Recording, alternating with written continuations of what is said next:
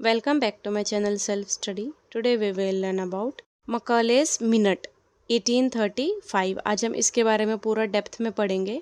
Macaulay's Minute ने basically क्या किया, इंग्लिश लिटरेचर लैंग्वेज को ज़्यादा इम्पोर्टेंस दी रेदर देन वर्नैकुलर लैंग्वेजेस। कब आया था ये? 2 फरवरी 1835 को। उससे पहले हम थोड़ा पीछे चलते हैं। 1813 में 1813 में कौन सा एक्ट आया था? Charter act. इसको ईस्ट इंडिया कंपनी एक्ट भी बोला जाता है। बेसिकली ये क्यों आया था? Due to Napoleon continental system in Europe which prohibit the import of British goods into French allies in Europe.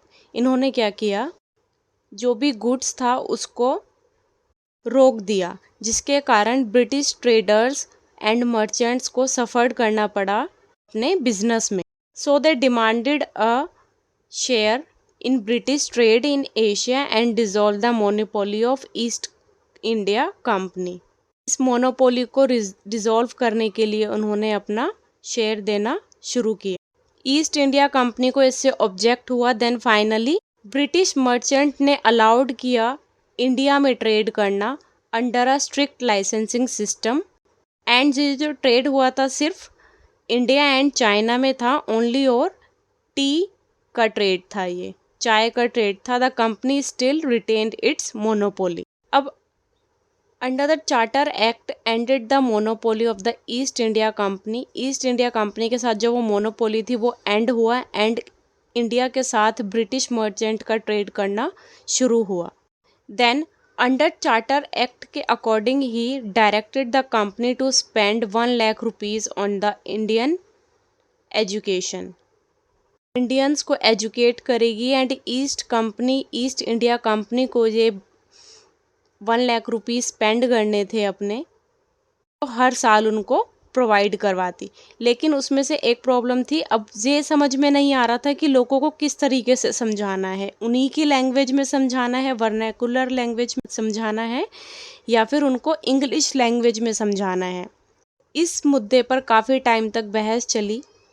अब 2 भागों में ग्रुप डिवाइड हो गए थे। फर्स्ट थे ओरिएंटलिस्ट, जो सपोर्ट कर रहे थे संस्कृत, अरेबिक और वर्नैकुलर लैंग्वेज को, और जो दूसरा ग्रुप था वो सपोर्ट कर रहे थे इंग्लिश लैंग्वेज को, उनको बोला गया एंग्लिसिस्ट। जो एंग्लिसिस्ट था वो राजा राम मोहन रॉय का भी फेवरेट ग्रुप था, उन्होंने भी उनको महत्व दिया। अब 1813 से लेकर 1833 तक ये लड़ाई चलती रही उन दोनों के बीच। उस टाइम पे फर्स्ट गवर्नर थे लॉर्ड विलियम बेंटिक। उन्होंने मकॉलेस को बुलाया एंड उन्होंने बताया कि जो भी लड़ाई चल रही है ओरिएंटलिस्ट एंड एंग्लिसिस्ट के बीच में, कौन सी लैंग्वेज में पढ़ाया जाना चाहिए इंडियंस को। देन वो आए, उन्होंने फिर अपना मिनट्स लिखा।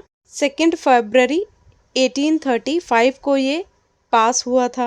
उन्होंने क्या लिखा मकॉलेस मिनट में? उन्होंने इंग्लिश लैंग्वेज को ही प्रमोट किया। उन्होंने बोला इंग्लिश लैंग्वेज में ही पढ़ाया जाना चाहिए, अरेबिक, संस्कृत और वर्नैकुलर लैंग्वेजेस को वो कुछ नहीं मानते थे, मतलब ज़्यादा उन्होंने महत्व नहीं दिया। उनके लिए यही था कि इंग्लिश लैंग्वेज में जो पढ़ा हुआ इंसान है वो ज़्यादा नॉलेजेबल है, वो ज़्यादा एटिकेट वाला पर्सन है, रेदर देन जो संस्कृत और नॉर्मल लैंग्वेजेस में उनको पढ़ाया जाएगा वो ज़्यादा एजुकेटेड नहीं है। तब से ही इंग्लिश लैंग्वेज को ज़्यादा इम्पोर्टेंस दी गई एंड इंग्लिश में पढ़ाया जाना शुरू किया गया। अब इन्होंने डाउनवर्ड फिल्ट्रेशन थ्योरी भी एक दी थी। उस थ्योरी में क्या था, बेसिकली इन्होंने क्या किया, उनका मानना ये था कि एक साथ पूरे लोगों को वो इंग्लिश में एजुकेट नहीं कर पाएंगे, तो इन्होंने क्या किया कि जो भी अपर क्लास के लोग थे उनको सिर्फ एजुकेट किया, उनको पूरा ब्रिटिश कल्चर समझाया, उनको एटिकेट सिखाए, उनका पूरा सोचने का तरीका वैसा बदला। से तो वो इंडियंस थे बट उनका मेंटली जो था वो पूरा प्रोसेस उनका वो ब्रिटिशर्स की तरह कर दिया।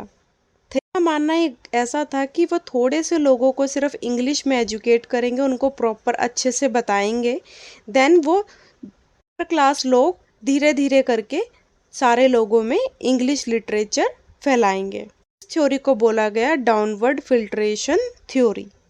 एंड ये थ्योरी लॉर्ड विलियम बेंटिक ने भी अप्रूव्ड कर दी थी। ऐसे आपका मकैलेस मिनट इंट्रोड्यूस्ड हुआ था। 1835 में। If you like this video kindly subscribe the channel self study. Thank you so much.